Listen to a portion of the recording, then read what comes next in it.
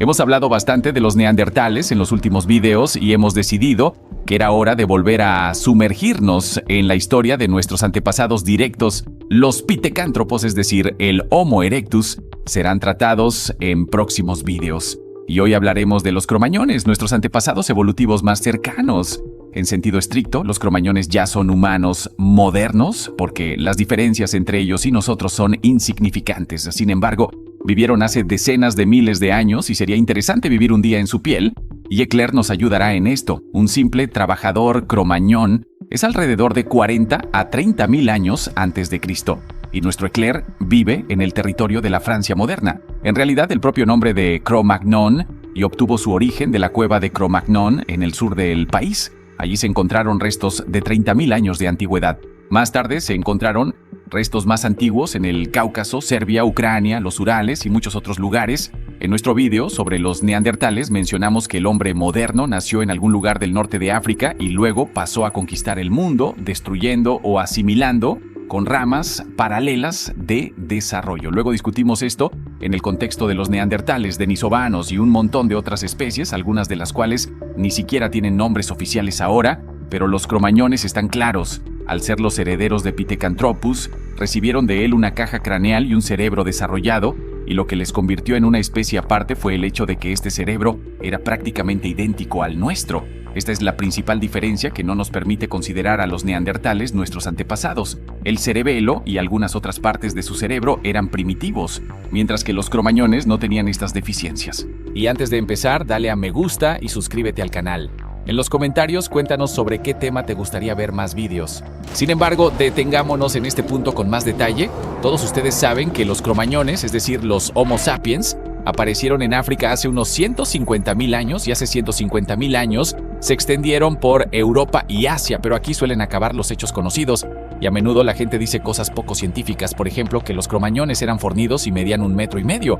De hecho, no lo eran. Se han encontrado fósiles que permiten afirmar que en ciertas poblaciones había tipos de casi 2 metros de altura. El segundo hecho falso es la ausencia de división en razas y supuestamente todos los cromañones eran oscuros como la noche y el pigmento claro de la piel apareció hace solo 8.000 años. Esta hipótesis hace tiempo que parece sospechosa porque no puede ser que durante millones de años en el planeta solo anduvieran personas de piel oscura y hace relativamente poco, según el tiempo planetario, algunas de ellas se volvieran mágicamente blancas. Las técnicas modernas de descodificación del ADN han aprendido a detectar la pigmentación de la piel e incluso del pelo.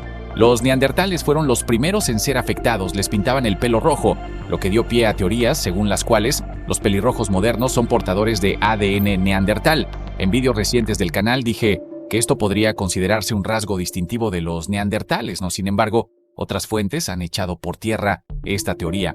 Resulta que el color del pelo de los neandertales también variaba, al igual que el color de la piel. Lo mismo ocurre con los cromañones. Antes se pensaba que la piel blanca era un concepto relativamente moderno en la evolución. Sin embargo, los estudios de ADN han demostrado que algunas partes del genoma responsables de la pigmentación clara son mucho más antiguas que otras partes similares más oscuras. Es decir, como mínimo, las personas de piel clara no son más jóvenes que las de piel oscura. Esto ha dado lugar a un montón de teorías, la más adecuada de las cuales afirma que los humanos cambiaron de pigmentación en función de su entorno. Al principio, cuando vivían en la selva tropical, nuestros antepasados eran de piel clara. Luego, al desaparecer los bosques, se volvieron oscuros para protegerse del sol. Y cuando se trasladaron al norte, volvieron a ser más claros para obtener vitamina D. Así que es difícil decir de qué color era nuestro Eclair. Es casi seguro que los cromañones tenían diferentes tonos de piel. También hemos mencionado el cerebro, y solo añadiremos que en esta etapa las personas aprendieron a hablar plenamente. Por cierto, los neandertales también eran capaces de hacerlo, pero mucho peor. Los cromañones fueron los primeros en la historia en empezar a hablar articuladamente. Esto explica el desplazamiento de especies competidoras. La comunicación era una ventaja. También fue en esta etapa cuando se formó el ojo en su forma moderna. Las interpretaciones de los científicos varían, pero la mayoría coincide en que la esclerótica blanca del ojo apareció en la etapa de Cromañón.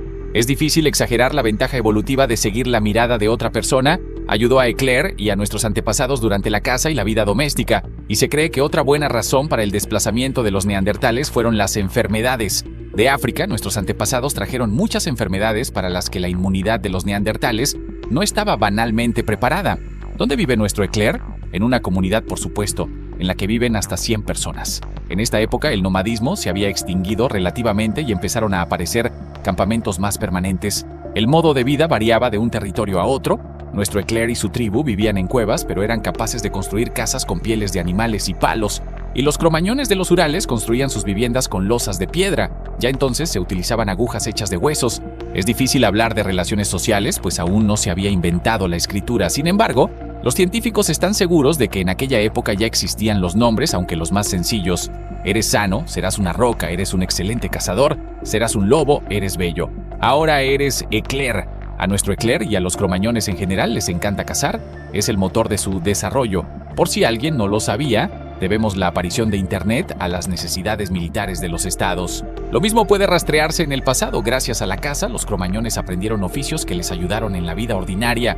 Al trabajar huesos de animales para crear herramientas, inventaron sin saberlo placas, palancas y otras cosas útiles. Los metales estaban descartados en aquella época, pero los cuchillos y lanzas hechos de huesos eran de uso común entre los cromañones. Incluso los primeros experimentos con la artesanía, en la República Checa se encontró una estatuilla de cerámica que fue llamado Venus. Su antigüedad es de unos 29.000 años, e incluso entonces los cromañones ya dominaban la tecnología de la cocción. Una de las principales diferencias entre los cromañones y otros antepasados humanos era su cultura. Probablemente le resulten familiares las huellas de manos encontradas en las cuevas. Por razones que no están del todo claras, los cromañones dejaban este tipo de marcas y es posible que sirvieran como algo parecido a sus autógrafos, ya que aún no conocían la escritura.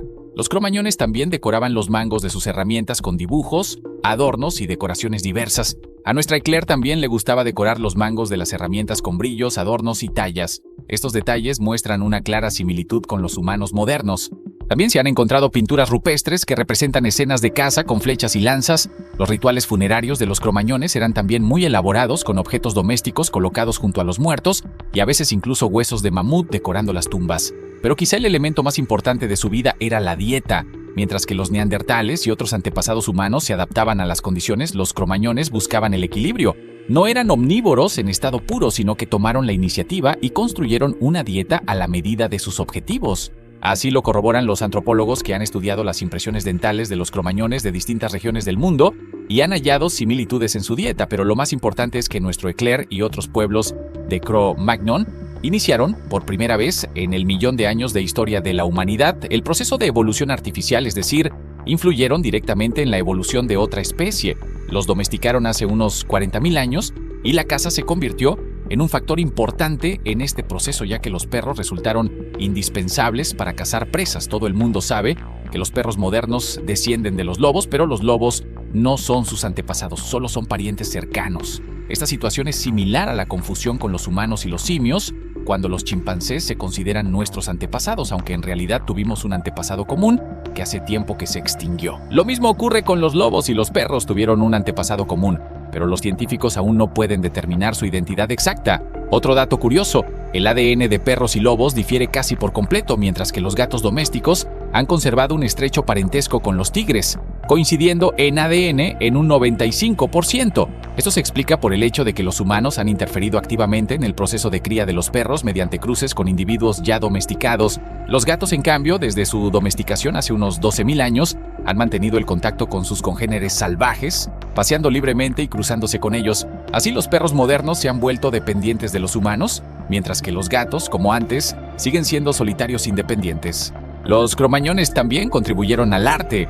En el yacimiento de Mesina se encontraron objetos que al principio seguían siendo un misterio para los científicos. Sin embargo, con el tiempo quedó claro que se utilizaban para extraer sonidos similares a los de las castañuelas modernas. Un poco más tarde, también dominaron los tambores, que se consideran uno de los primeros instrumentos musicales.